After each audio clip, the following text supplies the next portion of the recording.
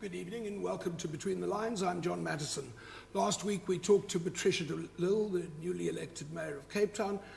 We had so much to discuss that we're going to continue that discussion tonight. Mayor, welcome back. Thank you. Your history has been so extensive. You've known so many people who are now prominent, going in and out of politics. I want to ask you about a list of them and get your thumbnail sketch of what you think their legacy will be. Let's start with Helen Zille. You've replaced her as Cape leader of the DA. What do you think history will say about her? Well, certainly what is not known much about Helen's history is her role that she played in the struggle against apartheid. First time I met her is when we launched the UDF in Mitchell's Plain in 1983. But she was also the one that exposed the killing and the murder of the late Steve Biko. And that role of Helen, because she's perceived to be white, is almost like dismissive. So I think Helen will be remembered as a very forthright person, very hardworking person, but who really pioneered the politics of realignment and coalition politics, because she has had to be the first mayor to deal with it. Of course, you know, becoming the premier of the Western Cape and continue to build the province like she's built the city of Cape Town. What happens to people like Tony Leon, whom she replaced? So he built the party. When he took over the party, it was very tiny, 1.7% of the electorate, and he built it substantially, but that was bringing the white electorate together. He's been criticized for his fight back policy in his election campaigns. Helen Zille changed the sort of tone of the party. Where does that leave that kind of relationship? Well, I must tell you now, with the past 8 months, all the leaders came together. Even Tony worked very hard to Nelson Mandela Bay, Tshwane and Joburg, including Helen. And so I think the sitting back and looking where they started from, and you know, Tony always speaks about it's not all coalitions that can work. The coalition between the DP and the NP, for instance, didn't work. And then the NP went, but all their bags went to the ANC. And today we are being accused of having the NP National Party. National Party is in the ANC. You still see some of the ministers sitting there. But what I said earlier on too is that, you know, our history is evolving and there's a movement of change. And I think that is what both Tony and Helen is sensitive to, because they want to be part of that change. Now, you were part of the delegation in these coalition talks. It seems like a lot of lessons had been learned. I mean, I get the feeling, you know, after, of course, the fiasco of bringing in Agang with Rampela, which was a failure, one would have to say. But of course, your coming together of the ID with the DA was a success. It seemed like some hard lessons had been learned. How is it different? How it's different is that in politics, you must remember as leaders that you must act within a mandate of your members and not act as individuals. So what I did in the Independent Democrats was to call a national conference of over 1,000 delegates and said, I believe that if we realign politics and we build an alternative, we will be able to unseat the ANC in my lifetime. And then got the mandate, and Helen did the same, got a mandate from the Democratic Alliance. We were hoping to bring in Cope were fighting at the time. They didn't come in. Bantu Olamisa didn't want to come in. But I said to Helen, let's move on. And we moved on in 2010, August 2010, in Women's Month. We sort of announced the wedding. And since that time, I've never looked back, because it's hard work to build a new organization. Now in 2016, you've got this working arrangement between the DA and the EFF of Julius Malema. Yeah. I have unlike many commentators, have felt reasonably optimistic about it working, because I think you've thought through what you expect and don't expect from each other. Yeah. But is that correct? Are you optimistic, and why? One, I think I must respect the EFF. They're very easy to talk to. because they go straight down the line. Their yes is their yes and their no is, there's nothing in between. And it's much easier to work with people like that who will fall or stand by Than principle. the ANC? Of course, much better than the ANC. But also they took a very principled stand to say, listen, if the voters wanted us to govern, they were going to vote us in their numbers to govern a municipality. But it didn't happen yet because we're still a young party. We're just 3 years old, but we still have got a constituency. But because of that, we don't want a single position in government. So there was no horse trading, who's going to be the mayor and the deputy mayor. They said we want no positions. And they said, so there's nothing on paper, there's no agreement with the EFF. The only agreement that we had that when we constitute the municipalities and the metros, because you have to vote for a speaker, you have to vote for a mayor. At that time, they will vote with the Democratic Alliance so that we have the majority to get our mayors and speakers and deputy mayors in. But they wanted nothing. And then thereafter, they retired to opposition benches.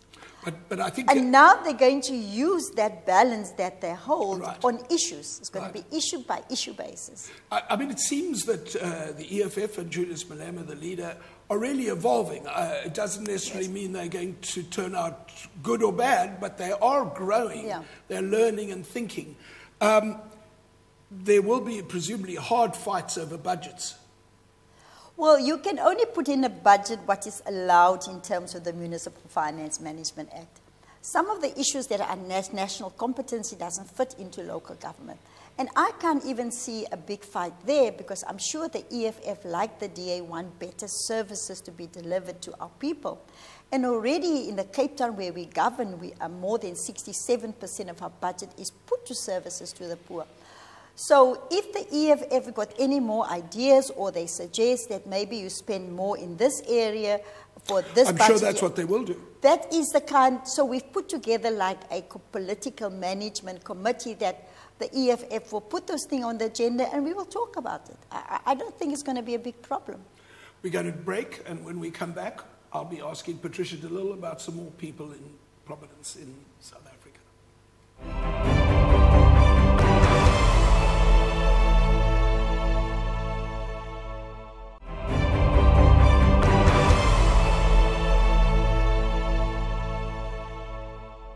And we're back with Patricia de Lille, Mayor of Cape Town. Madam Mayor, you worked with people at CODESA, including Cyril Ramaphosa. What did you make of him, and what do you think is going to happen with him now? Well, first of all, at CODESA, you know, he's a skilled negotiator. Both of us come from a trade union movement. I came from NACTU and he came from COSATU. And I think those skills helped us a lot with the negotiations. Cyril led the ANC delegation, although sometimes I just felt that some of the deals that he made with Rolf Meyer while catching fish or wherever they were. On their trout farm. Yes. On their trout farm and then coming back the Monday and impose on us. We always used to have differences there. But he's also a very hard worker. But if you are talking about Cyril in the context of could he be a good president, I can certainly ask you to be going a bit slow because we might not have to look at a president coming from the ANC in 2019.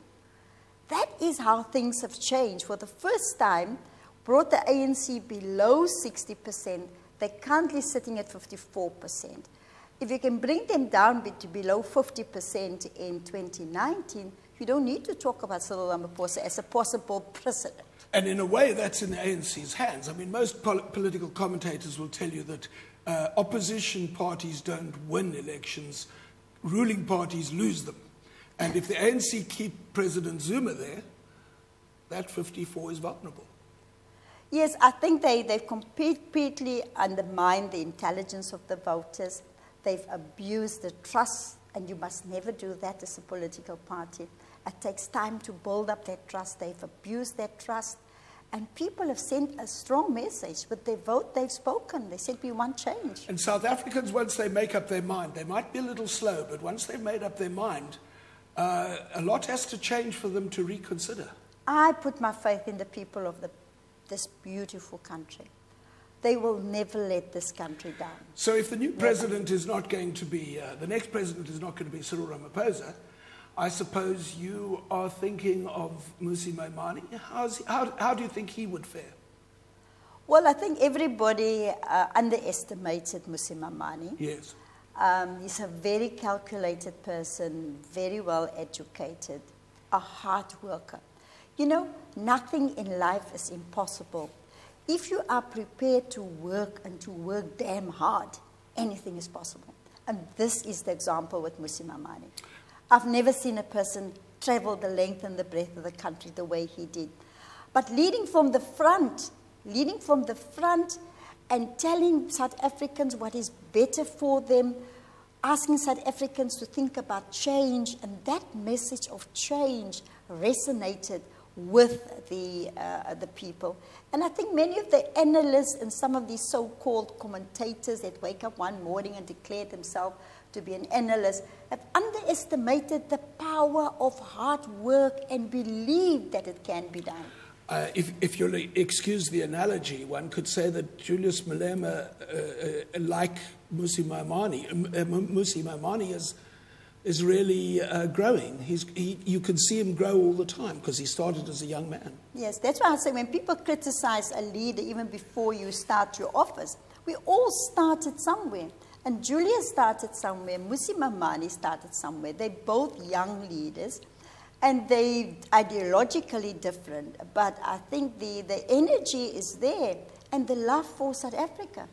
The other thing that struck me watching this election and when the results came out, for example, was that you and the DA, you had a very detailed operation at work for the election. I noticed when Mmusi Maimane came out while we were waiting for results before the Independent Electoral Commission and announced that you had the plurality, people call it a majority, but it's actually a plurality in Nelson Mandela Bay, and people said, how can he say that?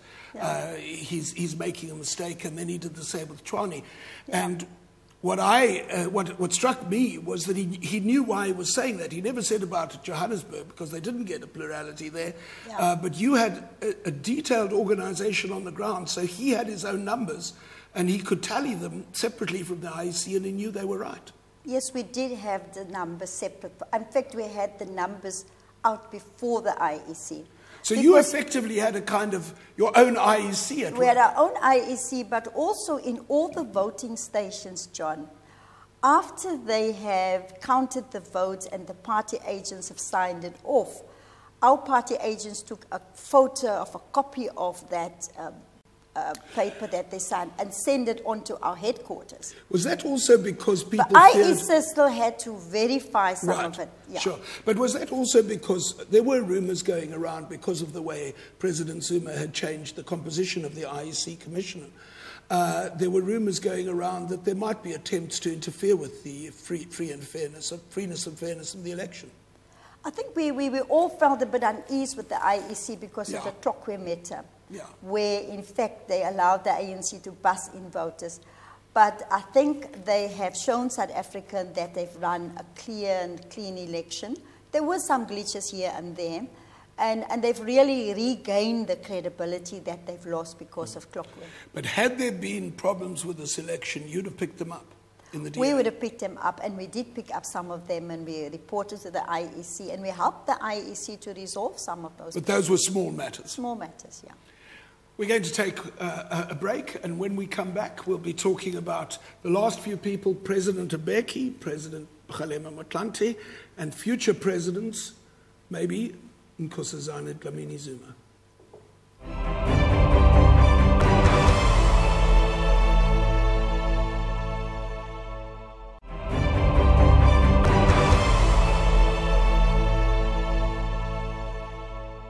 And we're back with Patricia de Lille.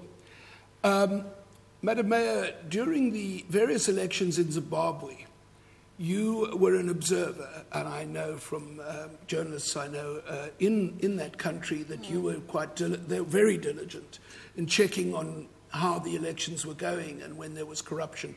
What's your take on Robert Mugabe? Do you have any sense of him, and what is going to happen there? To me, it's quite a sad story because we all admired the freedom struggle in Zimbabwe and the role that Robert Mugabe played in that. And I'm afraid that that is not what he will be remembered for. He should have given way to a much younger person. He didn't plan a succession. But also, I think he's one of the people who believe that he is being anointed and ordained to rule until he dies. So unfortunately, he's not going to be remembered for the good things. Remember, Zimbabwe used to be called the breadbasket of Africa. I remember 1984, we had a terrible drought, and all of the meetings of relief we used to have in Zimbabwe. So that is very sad. I think there's still time for him to go. His party must sit down with him because even the military veterans are turning against him, and just ask him to gracefully go. One of the things he seems to not have understood, and that's probably true of President Zuma, is economics. He seems to have messed up the economy over and over again. People say he's very bright, he's got many degrees. But once you become president, different skills seem to be required, and he doesn't seem to have them. Definitely not economic skills, but economics of the stomach maybe, because in the process he got very rich. Because Zimbabwe's got a lot of minerals. You're satisfied that he's become rich? Yes, I think he's thinking rich, but the people of Zimbabwe is going back. And what you see coming now, I think there are some signs now of people saying we had enough. Yes, but one of the lessons that seems to be told by him, and we can see it in some political parties in this country, is that if you don't at least prepare for a succession, you don't necessarily control who's the next leader, but if you don't prepare for a succession, you get the party, and if you're the ruling party, the country, into a lot of trouble. You could say the same, of course, about Mangosuthu Buthelezi and the Inkatha Freedom Party, but you could also say it about Thabo Mbeki, because Thabo Mbeki chose Jacob Zuma as his deputy president when he had many better qualified and people of greater integrity available to him. I think what is in our constitution that in government you can only serve 10 years. Political parties must also amend their constitution to put a cap on how many years you can be there. So that, you've got this natural attrition and young blood and intergenerational mix kind of things. Africa must still learn that, Surely you must also... I mean, look at this guy from Uganda, Museveni. Yeah. Banda died, the Malawi president died at the age of 93. And Museveni was well liked and valued when he started, but he stayed too long. Yeah. And it seems that also there's a need for an alignment between the life of the person's position as president of their party with president of the country, because you have this two centers of power problem with the ANC every 6 or 8 years. Yeah. But this is, I'm saying, if you kept the president of the party to 10 years together, but 10 years in government, it could maybe work itself out. But yeah, sure. But the ANC has their Congress somewhere in the middle, so they'll choose a new president, and then there'll still be the old president as president of the country. It's a recipe for conflict. Agree, definitely. And that was something that happened with Thabo Mbeki. What's your take on him? When I was in opposition benches, I never really had the guts to fight with President Nelson Mandela. I mean, I saw him more like a father figure. But once Tata retired and Thabo Mbeki became president, I said, gloves off. And you started the arms deal investigation. Yes, that was on the 9th of September 1999, and when I blew the whistle on the arms deal. And Thabo Mbeki presided over that. And he became very defensive, and nothing is wrong, nothing is wrong. But I mean, I think there's one thing that him and Zuma agree on is the outcome of the Seriti Commission, because... So keep a lid on it. Keep a lid on it. Keep a lid on it. I hope that the court case now by Terry Crawford Brown might open that lid again. But whatever happens, I don't think the country believe what they're being told. They believe the whistleblowers. Mbeki had to find a legacy different from Mandela. And remember, he came with the African Renaissance story, Right. which in a way almost divided South Africa, again, putting people back into their boxes when Nelson Mandela, in fact, spoke about unity in our diversity. And then, of course, the disaster with HIV and AIDS. I remember standing up in Parliament and said to him, President, why do you say that ARVs are toxic when it's not toxic for members of Parliament that are using ARVs?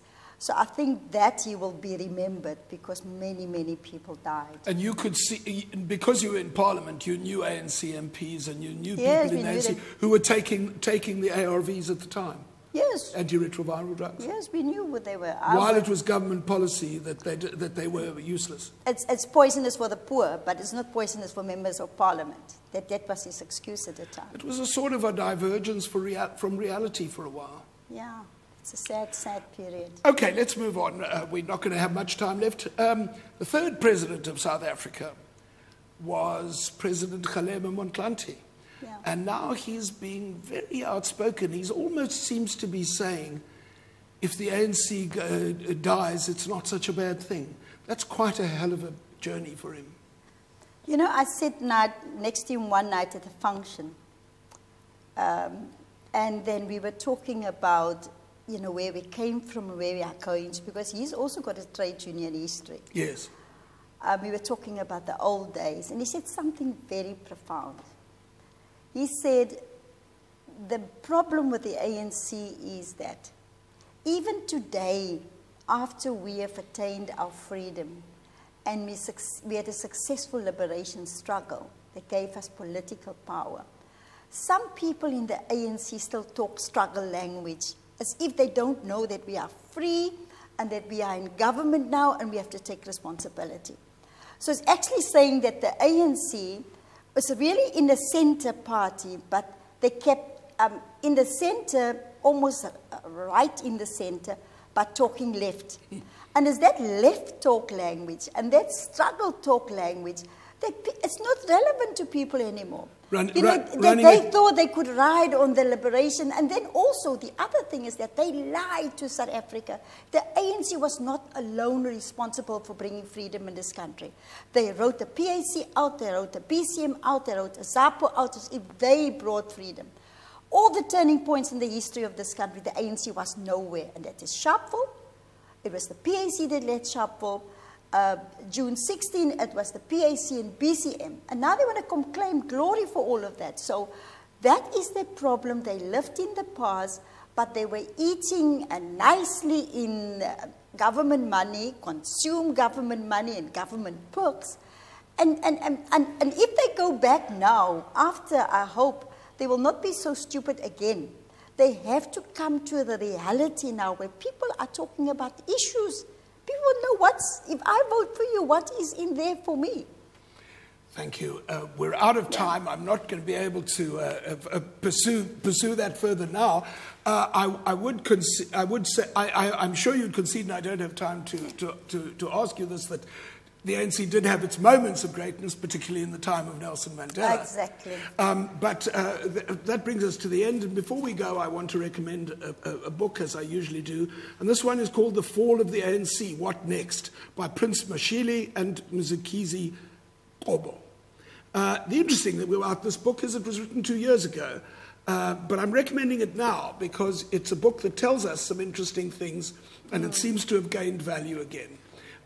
For example, the book says that the country's demographics are changing. As we've pointed out, sentimental identification with the ANC on the basis of past memories will at some point disappear. He predicts the end of the ANC. He may or may not be right. We don't know what's still to come, but it's well worth reading. The Fall of the ANC, What Next? That's the end of our show. Thanks for watching. Good night and happy reading.